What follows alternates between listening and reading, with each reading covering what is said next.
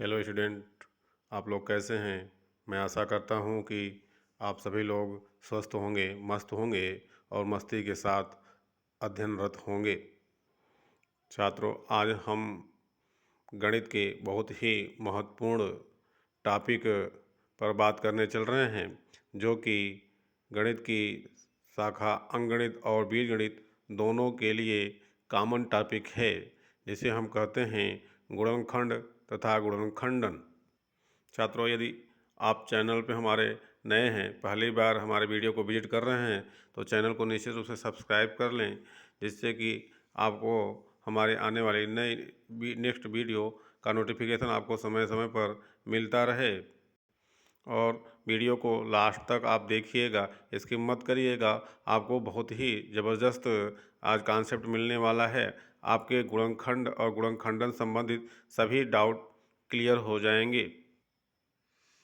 जैसा कि हमारा टॉपिक है गुणनखंड एवं गुणनखंडन, जिसको इंग्लिश में हम फैक्टर एंड फैक्टराइजेशन बोलते हैं। तो सबसे पहले हम गुणनखंड के बारे में बात करेंगे।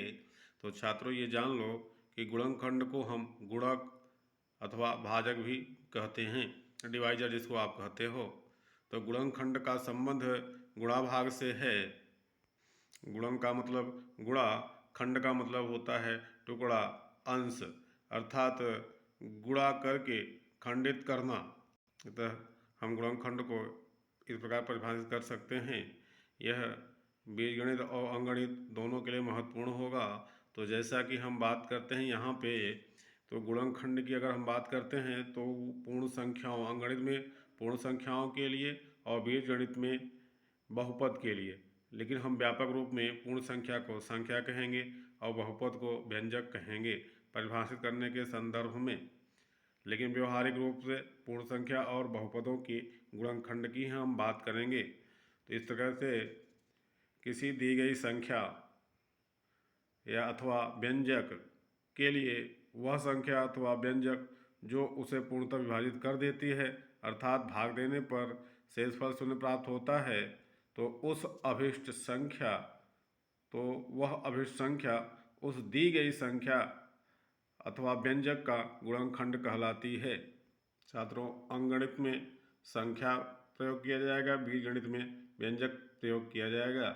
जैसा कि हम व्यंजक, बहुपद और पूर्ण संख्या, संख्या पद्धति संबंधित भी हमने वीडियो अपलोड किए हैं। आप हमारे प्लेलिस्ट में जाकर उन वीडियो को भी आप देख के अपने डाउट को क्लियर कर सकते हैं और इनको अच्छे तरीके से आप समझ सकते हैं।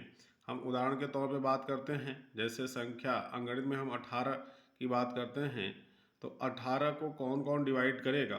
तो 18 को पूर्णतः डिवाइड करेगा, मतलब शेषफल 0 प्राप्त हो तो 1 डिवाइड करेगा, 2 डिवाइड करेगा, 3 डिवाइड करेगा, 6, 9 एवं 18।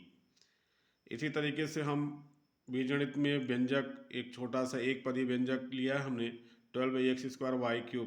इनके गुणनखंड देखिए, बीजगणित में बहुत सारे आपको गुणनखंड मिलने वाले हैं, क्योंकि इसमें 12 उसका गुणांक है, जिसके गुणनखंड 1, 2, 3, 4, 6, 12।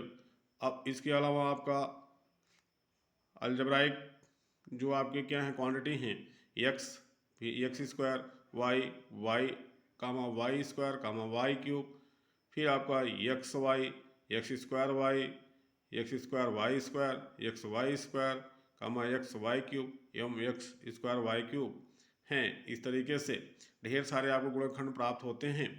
अब यहाँ पे एक कुछ नोट पॉइंट, गुणनखंड संबंधित कुछ महत्वपूर्ण बिंदुओं के बारे में भी हम चर्चा करेंगे। जैसा कि आप जानते हैं कि गुणनतस्मक एक, जिसको हम एक, तो सभी संख्याओं का गुणनखंड होता है। कोई भी संख्या, उसके अलावा कोई भी संख्या या व्यंजक स्वयं का एक गुणनखंड होती है।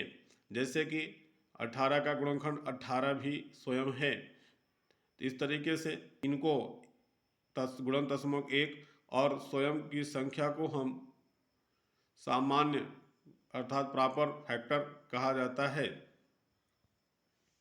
दूसरा नोट पॉइंट ध्यान दीजिए कि यहाँ पे गुणनखंड में जो बात होती है वो अभाज्य गुणनखंड ज़्यादा महत्वपूर्ण होते हैं। तो अभाज्य संख्याओं के बारे में आप जानते हैं, जिसको हम इंग्लिश में प्राइम नंबर बोलते हैं, प्राइम कहा जाता है। अगर आपको प्राइम के बारे में डाउट हो तो हमारे नंबर सिस्टम पे जाइए और वहाँ आप प्राइम को क्लियर कर लीजिए।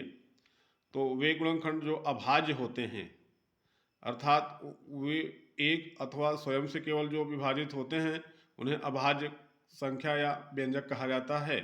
तो वे गुणनखंड जो अभाज्य होते हैं उन्हें अभाज्य गुणनखंड कहा जाता है। अभाज्य गुणनखंड ही वास्तविक एवं सार्थक गुणनखंड होते हैं।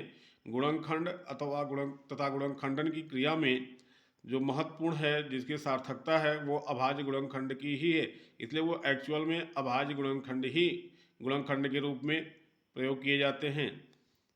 अब तीसरा नोट पॉइंट है आपका, किसी भी संख्या या व्यंजक को उसके अभाज्य गुणनखंडों के गुणनफल के रूप में अद्वितीयतः व्यक्त किया जा सकता है, जबकि क्रम का कोई महत्व नहीं है।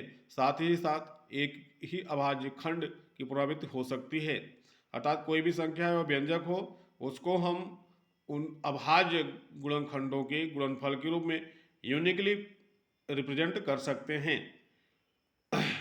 जबकि उसमें क्रम का कोई महत्व नहीं होता है। अब हम बात करते हैं गुणनखंडन, फैक्टराइजेशन। यह एक प्रक्रिया है जिसको हम निम्नवत परिभाषित कर सकते हैं। किसी दी गई संख्या व्यंजक को उनके अभाज्य गुणनखंडों के गुणनफल के रूप में व्यक्त करने की प्रक्रिया गुणनखंडन कहलाती है। अर्थात किसी भी संख्या या व्यंजक को उनके अभाज्य गुणनखंडों के गुणनफल के रूप में लिखना ही गुणनखंडन कहलाता है। उदाहरण के तौर पे जैसे 24 है, तो 24 में 2 इंटू 2 इंटू 2 इंटू 3। अब यहाँ पे आपका क्या है कि 2 3 बार प्रयुक्त किया गया है और 3 एक बार प्रयुक्त है, तो 2 और 3 दोनों ही अभाज्य संख्याएं हैं। इस तरीके से आपका क्या है, ये अभाज्य संख्याओं का गुणनफल के रूप में 24 को व्यक्त किया गया है, जो कि उसका गुणनखंड कहलाएगा। इसी तरीके से 120 को 2 इंटू 2 इंटू 2 इंटू 3 इंटू 5। अब यहाँ पे 2, 3 और 5 जो कि तीनों अभाज्य संख्याएं हैं। 2 3 बार रिपीट हुआ है, 3 1 टाइम से, 5 1 टाइम से। तो कोई भी प्राइम फैक्टर कितनी बार भी रिपीट हो सकता है, उसकी वैल्यू महत्वपूर्ण नहीं होती है, लेकिन आपका यूनिकली होगा, मतलब कि इसमें आपके इनके अलावा कोई नया फैक्टर इसमें शामिल नहीं हो सकता, कोई भी प्राइम फैक्टर शामिल नहीं किया जा सकता है। इनका आप ऑर्डर चेंज कर सकते हैं, जैसे आप 3 को पहले कर दें, 5 को बीच में कर दें, 2 को लास्ट में कर दें, लेकिन यही आपके फैक्टर जो हैं वो आपके क्या होंगे, म्यूचुअली इंटरचेंज होते रहेंगे, कोई नया फैक्टर नहीं आएगा, कोई नया प्राइम फैक्टर नहीं आएगा। बीजगणित में हम बात करते हैं, जैसे x² - 3x + 2 है, तो इसका गुणनखंड x - 2 इंटू x - 1 होगा। इसी तरीके से x³ - 7x² - 18x का x into x - 9 into x + 2।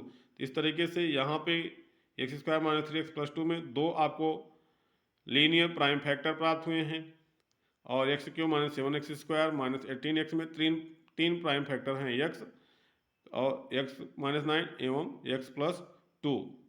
छात्रों में वीडियो कैसा लगा? हम आशा करते हैं कि आपको गुणनखंड और गुणनखंडन अच्छी तरीके से समझ में आ गया होगा, और हम नेक्स्ट वीडियो में बहुत ही जल्दी गुणनखंड की विभिन्न विधियों को भी सामने लाएंगे, जिससे कि विभिन्न व्यंजकों बहुपदों के गुणनखंड को आसानी से किया जा सके। Thank you watching for full video. जय हिंद, जय भारत।